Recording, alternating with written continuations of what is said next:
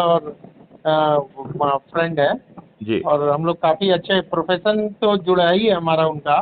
जी और एक अलग से भी आत्मीयता है उनसे। तो उन्होंने आज बताया कि सर आपके बारे में जी उन्होंने एक ये भेजा भी, लिंक भी भेजा था। जी और उन्होंने फ़ोन भी करके कहा कि एक बार आप बात कर सकते हैं, is right and good man. मतलब हम लोग का जो ब्रेन का ट्यून लेवल है, जी विकास जी ने कहा कि आपको बड़ा ही मतलब फेवर करेगा बात करना। एनर्जेटिक है, सीनियर हैं। और बेसिकली सर हम लोग भी समाज के लिए कुछ करना चाहते हैं अपने दैनिक जीवन के अलावा। देखिए, आपने पूरा नाम क्या बताया है? हाँ, श्याम सुंदर सिंह। श्याम सुंदर सिंह। जी अच्छा, तो श्याम जी, मेरा आपसे अनुरोध ये है कि जी अधिकांश जो है, हम में से अधिकांश लोग जी। अपने अपने तरीके से कुछ ना कुछ समाज के लिए अच्छा कर रहे हैं, राइट? राइट। और जो अच्छा नहीं कर पा रहे हैं, कम से कम वो लोग भी सोच रखते हैं कि अच्छा करने का उन्हें मौका मिले तो वो अच्छा करने करेंगे, ठीक है ना? जी सर। लेकिन हम लोग जो छोटा छोटा अच्छा कर रहे हैं, वो अच्छा होते हुए भी उसका इम्पैक्ट नहीं आ पा रहा है। जी इस बात से आप सहमत हैं कि नहीं? जी, बिल्कुल सर। क्यों? उसका कारण ये है कि हम किसी एक सूत्र से नहीं बने हैं। ओके। तो हमने सब लोगों को एक सूत्र से बांधने के लिए एक क्राइम फ्री भारत का एनर्जी मॉडल निकाला है। और एक ऐप हमने निकाला है, crime free Bharat mission app. Crime free Bharat जो है, अपने आप में भारत की सबसे बड़ी प्राथमिकता होना चाहिए, क्योंकि भारत में सब कुछ मिल जाएगा लेकिन न्याय नहीं मिलेगा। अपराध मुक्त भारत एक जो है डिस्टेंट ड्रीम जैसा लगता है, लेकिन यह इतना आसान है कि 6 महीने से 1 आध साल के अंदर इसे जमीन पर उतारा जा सकता है। इतना आसान है। इसकी जो है 5 सर्टेनिटी हैं। पहली सर्टेनिटी कहती है कि अपराधों का संज्ञान जो है वो बिना थाने जाए लिया जाएगा, और इसके लिए कई तरीके होंगे, इंक्लूडिंग वन ऐप। और ये बड़े जो है ना टेक्नोलॉजी ड्रिवन लोगों के लिए ये व्यवस्था नहीं है। ये गांव के गवारी अनपढ़ गवारों के लिए भी उसी शिद्दत से अवेलेबल होगी। आज जो हम एफआईआर करने जाते हैं, जो लिखी नहीं जाती है या तोड़ मरोड़ के लिख दी जाती है, वैसा होने का कोई अवसर नहीं रहेगा। और एफआईआर का जो कंटेंट है वो कोर्ट में बहुत पावरफुल तरीके से जो है ना पहुंचेगा, और उसे कोई डिस्प्यूट नहीं कर पाएगा, क्योंकि जो चीज आप बातचीत करेंगे वो ऑडियो और वीडियो में होगी। वो डेट एंड टाइम और लोकेशन के साथ उसको रिकॉर्ड की जाएगी। जो ऐप वाला जो व्यक्ति फैसिलिटेट करेगा वो भी अपना स्टेटमेंट देगा, क्योंकि because he is the witness between the complainant and the process of FIR, right? तो उसने जी एफआईआर का रजिस्ट्रेशन की प्रक्रिया का वो हिस्सा है, लिहाजा he will also be witness. अब अज्यूम करिए कि शिकायतकर्ता कोई ऐसी भाषा बोल रहा है जो टेक्नोलॉजी नहीं समझ पा रही है, तो उसमें लैंग्वेज इंटरप्रेटर का प्रावधान है। तो जो लैंग्वेज इंटरप्रेटर है, he will also become but one of the witness of the FIR, and he will say कि ये लैंग्वेज में बात हो रही थी जो सिस्टम नहीं समझता है। सिस्टम ने हमको जो है ना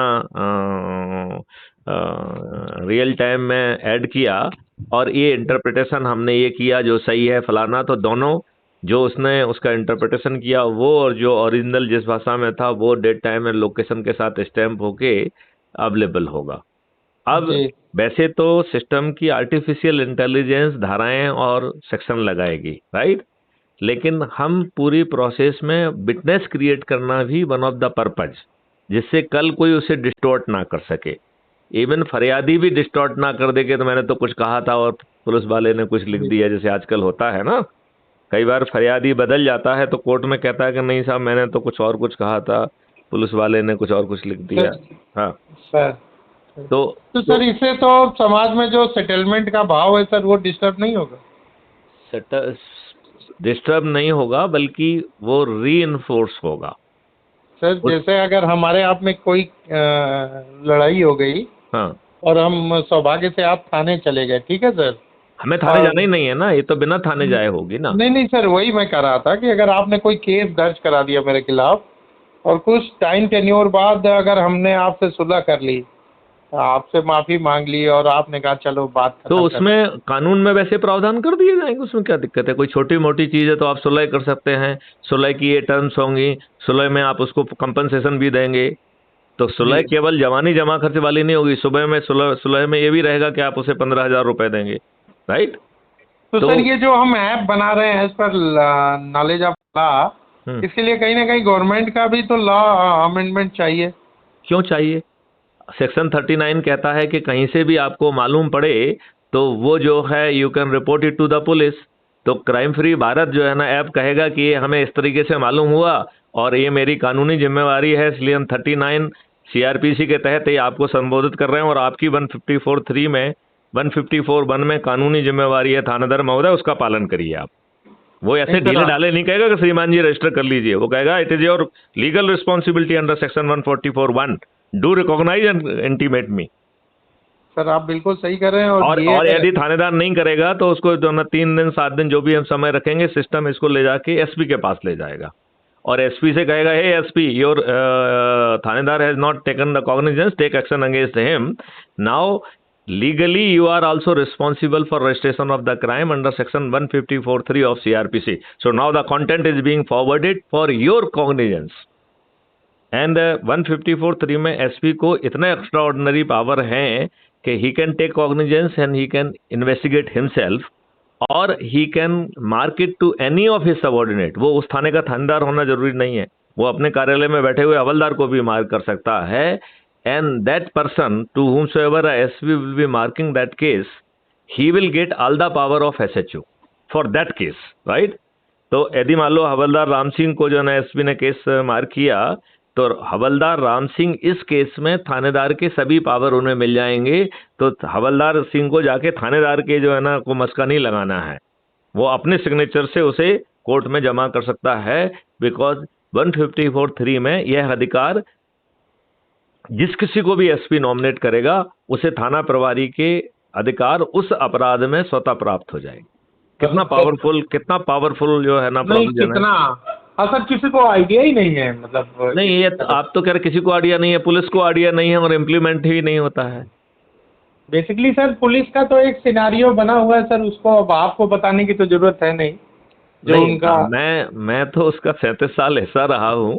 हाँ और तो सर ये विकास जी ने मुझे सारी बातें बताई, हम लोग पहले भी डिस्कस किए थे, हाँ मैं हाँ, भी काफी टेक्नोलॉजी में, तो सर मैं तो वो जानता हूँ, लेकिन सर फील्ड पे जो पुलिस का रवैया है या चाहे वो एसपी साहब का भी रवैया है, वो सर देखिए कुछ अलग तरह का है। देखिए मैं आपको एक चीज बता दूं, जी आप एक गुलाम हैं और गुलामों जी के साथ यही रवैया होना चाहिए था। हम आप सभी लोग एक गुलाम हैं, बिल्कुल सही सर, ये क्योंकि पर्सनल जवाहरलाल नहीं है नेहरू सर। ने, नहीं उसका मैं लॉजिक अभी 1 मिनट में समझाता हूँ। जवाहरलाल नेहरू ने, अंग्रेजों ने जो भारतीय गुलामों पर शासन करने के लिए नियम कानून बनाए थे, उन्हें बिना कॉमा फुल स्टॉप बदले आपके ऊपर लाद दिया। बीच में ढेर सारी कमेटी और कमीशन बनी, लेकिन इन राजनेताओं को यह अंग्रेजों का बनाया हुआ कानून ही रास आया। उन्होंने कोई भी फेवरेबल बदलाव इसमें नहीं किया, राइट? और जब जो है 2006 में सुप्रीम कोर्ट ने एक पुलिस सुधार का बड़ा माइलस्टोन जजमेंट दिया, तो इन राजनेताओं ने उसे इतना दुष्टतापूर्वक इम्प्लीमेंट किया कि सुप्रीम कोर्ट ने तो ये अपेक्षा की थी कि इन 7 बिंदु से पुलिस पूरी तरह से राजनीतिक दबाव से बाहर निकल जाएगी, लेकिन 2006 से 2022 के बीच में इन 16 सालों में इन राजनेताओं ने पूरे पुलिस को अपने कब्जे में ले लिया है। आज सिपाही से लेकर डीजी बिना पुलिस की मेहरबानी के, बिना राजनेता की मेहरबानी के ना तो पोस्ट होता है, ना ही अपने पद पर बना रह सकता है। लिहाजा इन राजनेताओं का कंट्रोल पुलिस पे फुल एंड कंप्लीट हो गया है। हो गया कि नहीं हो गया? सही है। तो हमारे नेहरू जी ने आपके ऊपर गुलामों वाले नियम कानून लाद दिए, नंबर 1, राइट? नंबर 2 जो है, उन्होंने वही लॉर्डशिप वाली व्यवस्था आपके ऊपर लाद दी, जिसमें कि पुलिस, ब्यूरोक्रेसी और जुडिशरी भी आती है, राइट? और जुडिशरी के सामने तो आप मी लॉर्ड करते थकते नहीं हैं, तो आज भी वो अपने आप को लॉर्ड हैं ही नहीं, लॉर्ड कहलाने की भी कोशिश करते हैं, राइट? अब आप पुलिस से अच्छी चीज की अपेक्षा क्यों करती है? पुलिस आपको अच्छी चीज के लिए, पुलिस इज लॉर्ड। पुलिस कहेगी कि अरे यार मुझे संदेह हो रहा है, इसको कहीं अपराध घटित कर सकता है, 151 में बंद कर दो, तो कर देंगे। मुझे संदेह ये चोरी करने की नियत से निकल रहा है, 109 में बंद कर दें। तो वी आर लॉर्ड, और आप एक गुलाम हैं, हम सब लोग एक गुलाम हैं। तो आप अच्छे व्यवहार की अपेक्षा क्यों करते हैं? आपको अच्छा व्यवहार क्यों मिलना चाहिए? अब नेहरू जी ने आपके ऊपर जो राजनीति का जो है राजनीतिक सत्ता स्थापित की, वो भी अप्रजातांत्रिक की। तो आज आप एक वोट देने वाले गुलाम हैं। जिस व्यक्ति को आप चुनते हैं वो आपको रिप्रेजेंट नहीं करता है, वो पॉलिटिकल पार्टी को रिप्रेजेंट करता है। और पॉलिटिकल पार्टी वो पार्लियामेंट में पार्टी व्हिप से बंधा हुआ है, और पार्लियामेंट के बाहर वो पार्टी डिसिप्लिन से बना हुआ है। तो वो सर क्या मतलब इसमें सिर्फ नेहरू ही जिम्मेदार है या जो सिनेरियो में रहे बाकी लोग? नेहरू इसलिए जिम्मेवार हैं कि वो प्रथम प्रधानमंत्री थे, वो विजन के साथ आ सकते थे।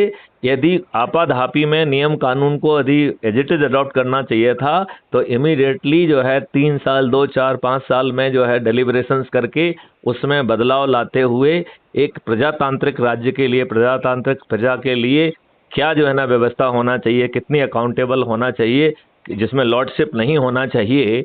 आज तो पूरी व्यवस्था लॉर्डशिप की है, क्योंकि वो गुलामों पर शासन करने के लिए बनाई गई है, और नेहरू जी ने उसे अडॉप्ट किया और बाकी लोगों ने भी उसे प्रेम से अपनाया। आज कोई नहीं बदलना चाहता है। बिल्कुल सर। क्यों बदलना? आपको जो है ना गुलाम मिल रहे हैं और आप उन्हें मूर्ख बना पा रहे हैं, और वोट देने वाले गुलाम मिल गए हैं। और किनको वोट देने के लिए आप बेबस हैं? जो इनको ज्यादा पैसा देता है उसको टिकट दे देते हैं, जो अपने जो है ना आकाओं और नेताओं के बच्चों को टिकट दे देते हैं, जाति और धर्म के आधार पर, योग्य लोगों को नहीं। क्योंकि योग्य लोगों से तो इन्हें खतरा है कि इन्हें जो है ना कहीं चुनौती ना दे दें वो, राइट। तो जाति और धर्म के आधार पर जो जीतने की क्षमता रखते हैं लेकिन अयोग्य हैं, ऐसे लोगों को खोज के वो किया जाता है। फिर दूसरी पार्टी के जो ऐसे लोग जो अपने लाभ के लिए उन्हें लगता है कि पार्टी बदल के उन्हें यहाँ पे सत्ता सुख मिलेगा, ऐसे लोगों को ना केवल मंच पे बिठाते हैं, फूल मालाएं पहनाते हैं, बल्कि उन्हें टिकट भी देते हैं, मंत्री भी बनाते हैं और पैसा भी देते हैं। स्पेशली यदि सत्ता बनाना हो, सरकार बनाना हो, जैसा मध्य प्रदेश या महाराष्ट्र में हुआ, तो ये सब धंधे भी चलते हैं। ठीक है ना सर? अब जो है आखिरी सवाल रहा कि बड़ी संख्या में अपराधियों को भी टिकट दे देते हैं, जिससे आपकी हिम्मत ना हो कि आप उन्हें वोट ना दें। यदि अपराधी बहुत बड़ा है कि वो, यदि आपने वोट नहीं दिया और आपके वो चूतर ठीक करने की क्षमता रखता है, तो आपकी औकात नहीं है कि उसे वोट ना दें। बिल्कुल सही। तो आप ये बताइए, आप वोट देने वाले गुलाम हैं और आप अच्छे व्यवहार की अपेक्षा करते हैं, क्यों करते हैं? इन लॉर्ड्स के सामने तो जो है ना चीफ सेक्रेटरी भी जो है अच्छे व्यवहार की अपेक्षा नहीं कर पाता। उसको भी कह देते हैं कि तूने टाई लगा के क्यों नहीं आया, मैं तुझे तिहाड़ जेल भेज दूंगा।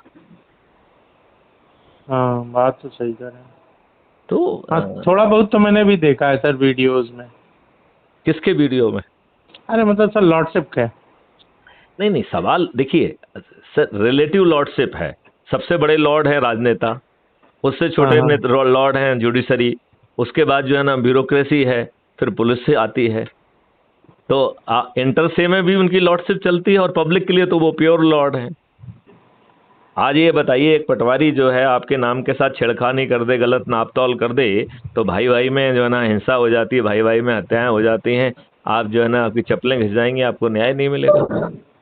बिल्कुल और सही। आप जो है ये जो फालतू के ढकोसले वाली बात है, आप मुख्य मुद्दे पे आइए कि यू रियली नीड ट्रू आज़ादी by having proper laws which should be for the democratic country, जहां पर कोई भी लॉर्ड नहीं होगा, एवरीबडी इज अकाउंटेबल। मैं तो यहां तक कहता हूं कि judiciary should also be functionally accountable for delivering judgement, right. न्याय करने के लिए है वो।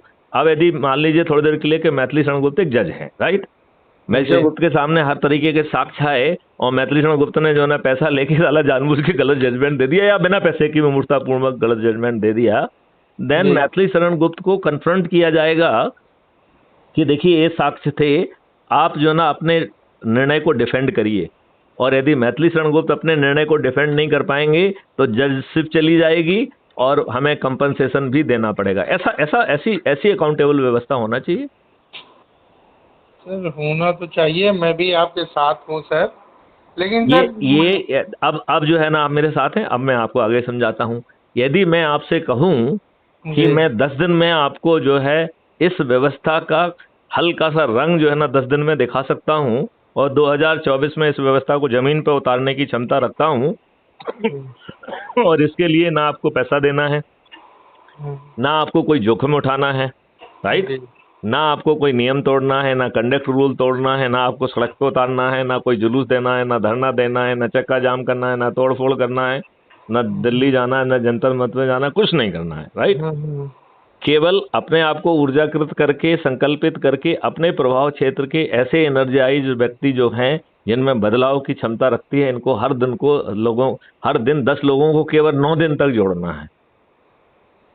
अब देखिए, जैसे मान लो मैं श्याम सुंदर सिंह जी से चर्चा, श्याम कुमार सिंह नहीं, हाँ पहले सही बोला था, श्याम सुंदर सिंह। हाँ, तो श्याम सुंदर सिंह जी से जो मैं चर्चा कर रहा हूँ, अभी अज्यूम करिए कि you are the number 1 person जिसको मैं एनर्जाइज कर रहा हूँ, राइट। जी तो मैंने 9 और लोगों को एनर्जाइज किया, तो आज हम 10 हो गए। जी और ये जो 10 लोग हैं ये ऊर्जाकृत किए गए हैं, मतलब उनमें वो शक्ति डाली गई है कि आप जो है ना अपने लोगों को 10 और जो है ना राइट तरीके के व्यक्तियों को ऊर्जाकृत करिए। तो अगले दिन 10-10 को करेंगे तो 100 हो जाएंगे,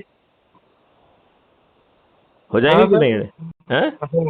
जी जी और तीसरे दिन 1000 हो जाएंगे, जी चौथे दिन 10,000 हो जाएंगे, पांचवें दिन 1 लाख, छठवें दिन 10 लाख, सातवें दिन जो है ना 1 करोड़, 8वें दिन 10 करोड़ और 9वें दिन 100 करोड़। यदि 100 करोड़ लोग जो है ना थाली बजाकर, दीपक जलाकर अपने चुने हुए प्रतिनिधि से कहेंगे ये गलत हो रहा है, कल तक ठीक हो जाना चाहिए, तो उनकी औकात नहीं है कि ना बदले।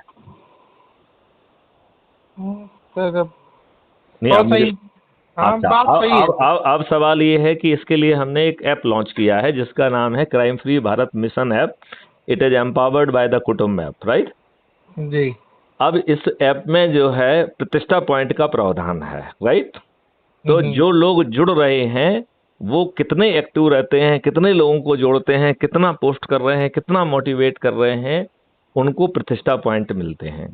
तो हर दिन एक हम सर्टिफिकेट जारी करते हैं कि ऊर्जा जो है आज के जो है कौन विजेता है, तो 3 विजेताओं का रोड डिक्लेयर करता है सिस्टम, राइट। ओके अच्छा, फिर इस वीक के विजेता कौन है वो भी डिक्लेयर करता है, फिर इस महीने के विजेता कौन है ये भी डिक्लेयर करता है, और फिर ऑल टाइम विजेता कौन है ये भी डिक्लेयर करता है, राइट। तो ये हर किसी को अवसर दे रहा है कि आप जो है एक्टिव रहें और अपने जो है ना पॉइंट बढ़ाएं।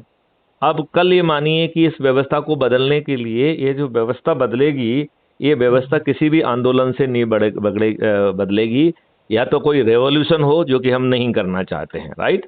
क्योंकि रेवोल्यूशन यदि आप करेंगे तो उसको सेटल करने के समय जो है ना हर चीज हिल जाती है, राइट। तो उसमें जो है डिस्टरबेंस भी और गड़बड़ियां होने की बहुत संभावना रहती है। तो जब हम डेमोक्रेटिक कंट्री हैं तो हम बदलाव का दूसरा रास्ता जो है वो मुझे ज्यादा शांतिप्रिय और सुगम लगा, राइट। तो जैसे हमने बताया कि आप 9 दिन में 100 करोड़ लोगों को जोड़ सकते हैं थ्योरेटिकली, राइट। आज हमने प्रयास किया तो हमने 9 दिन में हम 90 लोगों को जोड़ेंगे। केवल 90 लोगों को जोड़ना कोई बहुत बड़ा काम है क्या? नंबर 1, जो अंतिम दिन जुड़ेगा वो केवल 10 लोगों को जोड़ रहा है। अंतिम दिन वाला केवल 10 ही लोगों को तो जोड़ रहा है ना। तो ऑन एन एवरेज हम जो है 50 लोगों को जोड़ रहे हैं, 90 हाईएस्ट, लोएस्ट 10, कुल मिला के 100 का आधा 50, तो ऑन एन एवरेज 50 लोगों को हमें जोड़ना है। तो क्या हम अपने प्रभाव क्षेत्र के 50 ऐसे लोग जिनको ऊर्जाकृत किया जा सके, जिनमें एनर्जी भरी जा सके, या जिनमें ऑलरेडी एनर्जी भरी है, केवल उनको खो कर दिया जाए, रास्ता दिखा दिया जाए, तो क्या ये कठिन काम है? जी नहीं, श्याम सुंदर जी बताइए, कठिन है क्या बहुत? 50 लोगों को अपने ऊर्जाकृत करके संकल्प के साथ जोड़ के जो है पूरे, चूंकि थोड़ा सा पैनिक है ये वर्ड का ना, लेकिन सर लोग इतने आजकल व्यवस्था से खिन्न है या अपने जीवन की दिनचर्या में इतने मतलब परेशान है। तो जब इस परेशानी में आपको एक साहस बनेगा कि ऊर्जा केंद्र फलीभूत हो रहे हैं, और 9 दिन में गवर्नमेंट 2014 से मैंने ये देखा, जो अभी रिसेंटली देख रहा हूँ कि सर अगर सर पहले जो आदमी के अंदर फ्रीनेस थी, अब हर जगह उसको इतना काम मिला पड़ा है सर कि अब आप इसको खुद ही समझ सकते हैं सर, अभी तो आप जॉब में रहे हैं, एक पहले की फ्रीनेस आप जब आए होंगे यंगर में, और सर जो लास्ट में आप जा रहे होंगे डिपार्टमेंट में, काफ़ी आपने अंतर देखा होगा। और मैंने तो उस बदलाव को लाने में भूमिका भी निभाई है। ये 2017 में मैंने क्राइम फ्री भारत मिशन को गवर्नमेंट ऑफ इंडिया से अनुमोदित करा के आज भी जो है ये नेशनल पुलिस मिशन है और प्रोजेक्ट लीडर भी मैं ही हूँ। जी इस मिशन का प्रोजेक्ट लीडर नहीं मैथिली सर, शरण गुप्ता ही हैं। लेकिन नहीं मेरा ये मानना है कि जहां पर मेजॉरिटी लोगों को, अपराधियों को टिकट दिया जा रहा हो, वहां पर ये व्यवस्था क्या इन राजनेताओं के माध्यम से जमीन पे उतारी जा सकती है? कभी नहीं सर। कभी नहीं उतारी जाती। लिहाजा हमें अल्टरनेट मॉडल चुनना पड़ेगा। सर या तो जनता हम ही नहीं, जनता या तो जस्ट मिनट, या तो हम इन पे इतना दबाव बना दें, जैसे किसानों ने दबाव बनाया तो तीनों एक्ट हट गए, तो या तो हम इन पे दबाव बनाने की स्थिति में आ जाए, या हम यदि ये दबाव में नहीं आते हैं तो इनको बदलना होगा, और कोई विकल्प नहीं हाँ, है। क्योंकि बिल्कुल जो भी व्यवस्था आपको बदलना होगी वो बदलना तो पार्लियामेंट के मंदिर में होगी। जी मतलब आप टेक्नोलॉजी डेवलप कर लें, लॉ के ड्राफ्ट कर लें। जैसे क्राइम फ्री भारत के लिए हमने एक draft law already government of India को भेजा हुआ है, और वो भी हमने सितंबर 2020 में भेजा हुआ है। अच्छा, वैसे तो मैं उसे निकनेम में डिजिटल चित्रगुप्त कहता हूं, लेकिन उसका पूरा नाम है the national authority for the scientific and technical assistance in investigation and detection of crime under entry 65C schedule 7 of the constitution. ये उसका इतना बड़ा नाम है। अरे हाँ, और ये draft law already government of India को सबमिटेड है 2020 से, राइट। तो मुझे ये मालूम है कि ये सब नहीं होगा। क्यों? क्योंकि टिकट किनको मिल रहा है? जो अपन ने अभी कहा कि अपने बच्चों को टिकट दे रहे हैं, जो ज़्यादा पैसा है उनको टिकट दे रहे हैं, जो जाति और धर्म के आधार पर जो जीतने की संभावना रखते हैं ऐसे अयोग्य लोगों को दे रहे हैं। और ये सावधानी बरती जा रही है कि धोखे से कोई योग्य व्यक्ति जो उनको चुनौती दे दे, ऐसा व्यक्ति नहीं चुनना चाहिए। एंड देन दूसरी पार्टी के अपने लाभ के लिए लोग जो आ रहे हैं उनको टिकट दे रहे हैं, और अपराधियों को टिकट दे रहे हैं। और जीतने का आधार क्या है? कि आप भ्रम पैदा कर रहे हो, पैसे दे के भीड़ इकट्ठी कर रहे हो, सोशल मीडिया को पैसा दे रहे हो, पेपर को पैसा दे रहे हो, तो एक अपना सगुफा क्रिएट करके आप जीत रहे हो। और जिनको ये टिकट दे रहे हैं वो 5 तो कैटेगरी हो गई है, उनका ना चरित्र है, ना शिक्षा है, ना सोच है, धन कमाने के भाव से आते हैं। आप हर नेता की जांच करा लीजिए, ये सब जेल में पहुंच जाएंगे यदि इनकी संपत्ति के ऊपर ईडी जांच कर ले तो। बिल्कुल सही सर। तो फिर इन राजनेताओं के माध्यम से, अब ये बताओ, इन राजनेताओं को तो जो नेहरू जी ने कर दिया है वो तो उससे अच्छी कोई चीज हो ही नहीं सकती है। क्या ये यदि नेहरू जी ने ऐसा नहीं किया जाता तो क्या ऐसे राजनेताओं को टिकट मिलता? नहीं मिलता। उनके जीतने का तो सवाल ही नहीं उठता था। अब बताओ, जिनको जीतने टिकट मिलने की आज भी जो है ना, इनमें से अधिकांश नेता चपरासी भी नहीं बन सकते हैं। क्योंकि उसका कैरेक्टर वेरिफिकेशन है, अपराधी हैं, तो कैसे चपरासी बन जाएंगे? तो सर खैर हम तो बिल्कुल आप सही कर रहे हैं, आगे भी सर हम आपसे जुड़े रहेंगे। और मैं तो ये चाह रहा हूँ सर, आपने जो मिशन किया है ना सर वो बहुत अच्छा है। और बोलने में ही नहीं बल्कि वो अगर धरातल पे अपने मूर्त रूप में 20% भी आ गया ना वो तो बहुत बड़ा ड्रामेटिक चेंज आ जाएगा। ठीक, हाँ ठीक है। चलिए, तो इस बात पे आप आगे बढ़िए और हम लोग मिलजुल के जो है ना इसे जमीन पे उतारेंगे। आप क्राइम फ्री भारत मिशन को जो है ना ज्वाइन कर लीजिए ऐप के माध्यम से, और हम लोग बात करते रहेंगे। जय हिंद, जय भारत, वंदे मातरम।